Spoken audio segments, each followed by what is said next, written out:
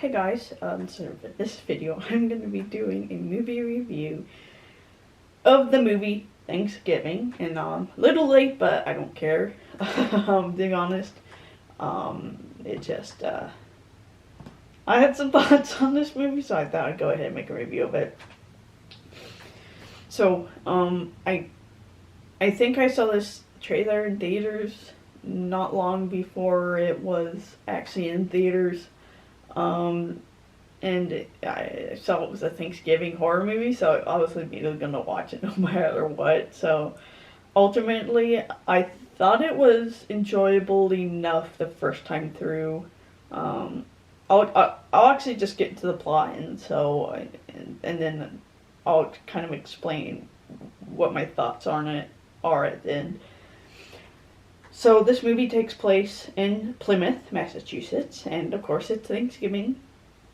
And the town is obsessed with Thanksgiving, so much so that they have a parade and pass out creepy masks of the town founder, with the killer. If you see the trailer, he wears that in the movie, because you can't have a horror movie without some kind of mask. That becomes kind of iconic. But the town is more concerned with the Black Friday sale that's happening at the supermarket. So there's literally a huge crowd waiting to get into the supermarket. And so the main characters, I guess, are the owner and his family of the supermarket. The main character that we follow is named Jessica Wright. Her father owns a market that's having the Black Friday sale. The manager of the store, Mitch, he does not want to have the Black Friday sale. He does not want to work on Black Friday, but he has to because his boss is a douche nozzle.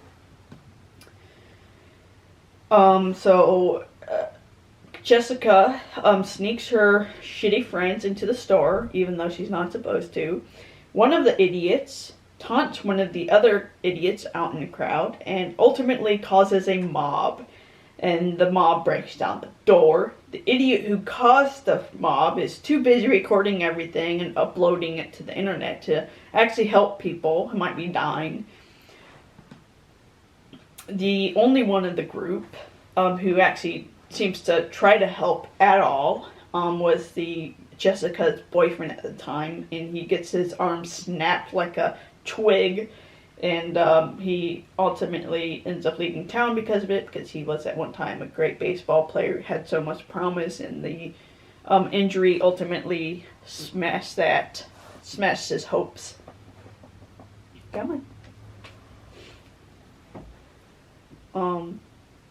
In the process of the whole mob, the wife of the store owner, the store manager, ends up dying.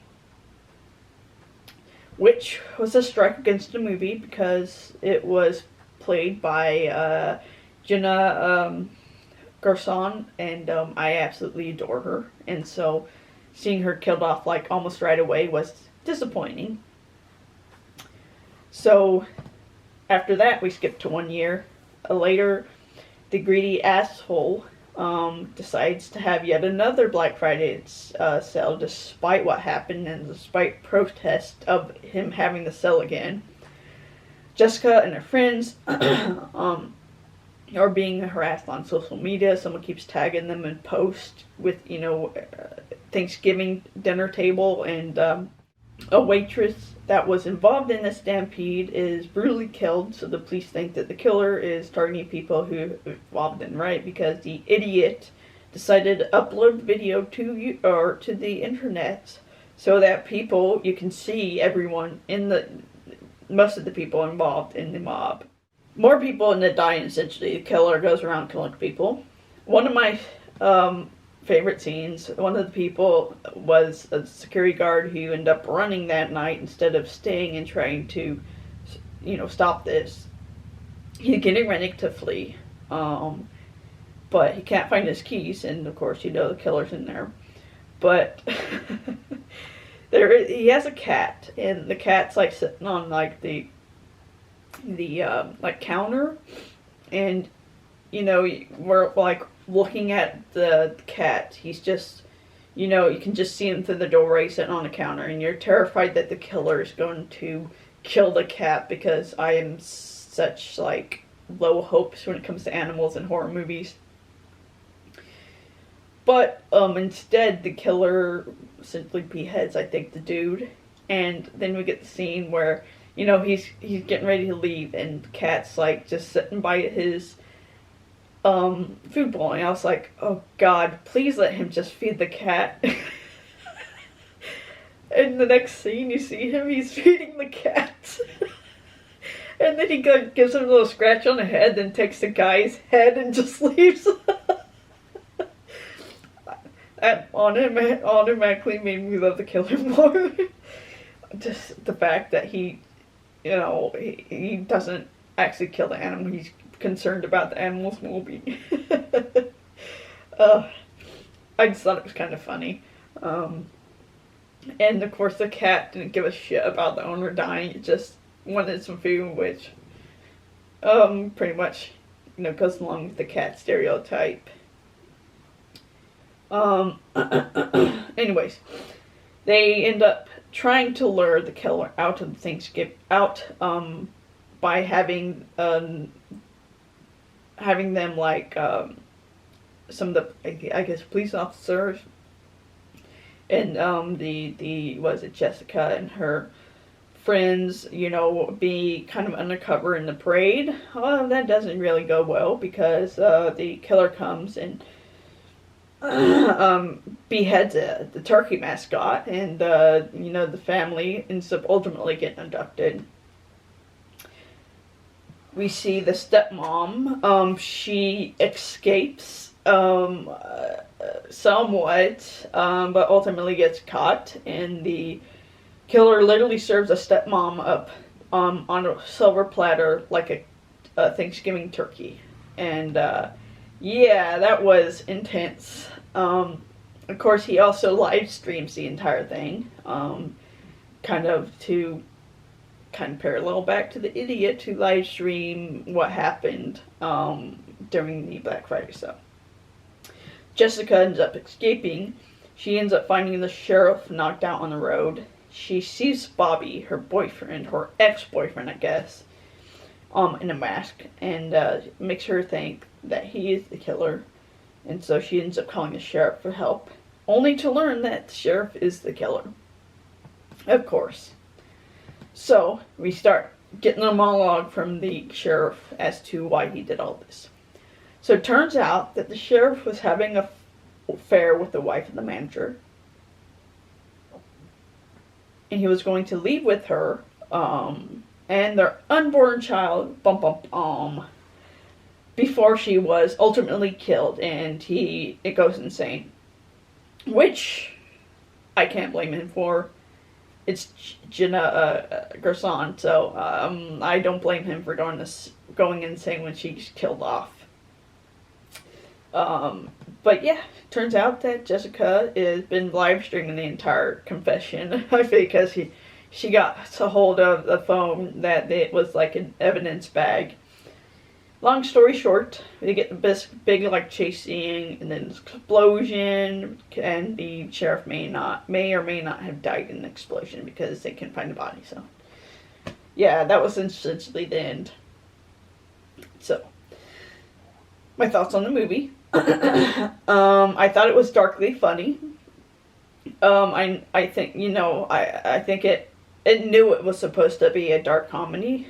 It wasn't trying to be unintentionally funny, so I think it was successful somewhat in that area.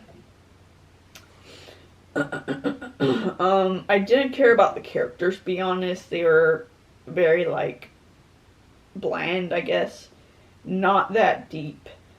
A lot of them were annoying, especially Jessica and her friends. They were annoying as hell. And the story didn't have the best writing. Obviously, if you watch the movie, you know that it's the kill scenes that are supposed to be the big draw, I guess. I think these are one of those movies that you will watch if you love horror and it's Thanksgiving. If you want one of those holiday movies, that you watch each year to get you like in the mood for the holiday, and you love horror movies, this probably you'll like this, or at least you'll watch it all the time. But yeah, like I said, pretty disturbing scenes, but I am not really surprised. Turns out it's from the guy who wrote Hostel, Eli Roth. He both directed and wrote both the Cabin Fever movies and the Hostel. I think Hostel 1 and 2. 1 at least. So, the music was done by Brandon Roberts. I'm not sure if he's an actual composer, like he composed entire movie soundtracks, or if he's one of those composers that's like contributes like one, track from on the soundtrack, because he's listed in a lot of movies, including the Fear Street movies, Quiet Place movies, Logan, Underworld Evolution, and Meet the Spartans, which was a strike against him because that's dog shit. That movie was dog shit. Cast. Didn't really know any of the cast, except for Patrick Dempsey. What was his name? McDreamy, I believe his name is, from Grey's Anatomy. He's the sheriff and the killer. He was okay.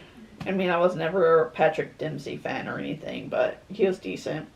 Addison Rae, who I recognize the name, I did not recognize the face. I do not remember her character, which is probably a good indicator of her acting ability, I guess. If you don't know her, she's a TikTok star, which... Oh, God. Anyways, she's also in He's All that dog shit Netflix movie. So, yeah. And then, of course, Jenna Gerson, probably the best part in the movie. I still have a massive crush on her from Bound as Corky. But yeah.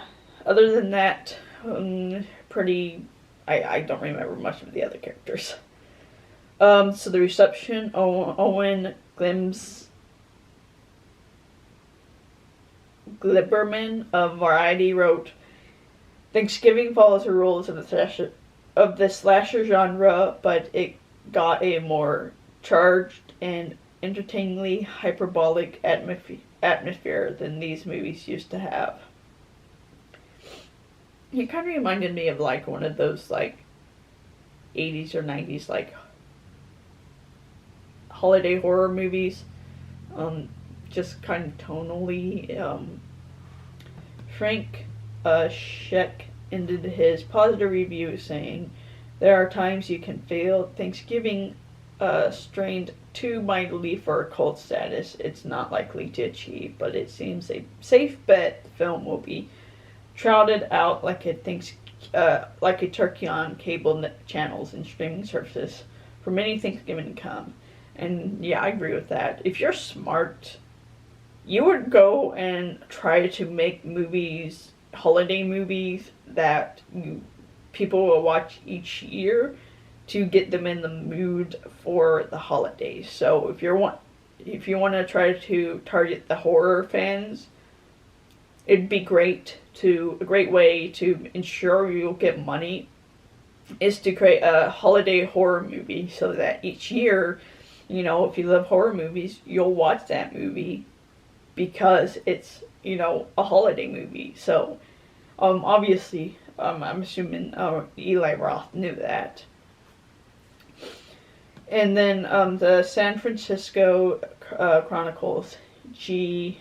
Alan Johnson gave the movie a score of 1 out of 4 and wrote how Thanksgiving could have been a great horror movie. Instead, it's one of those where if you've seen the trailer, you've seen the film.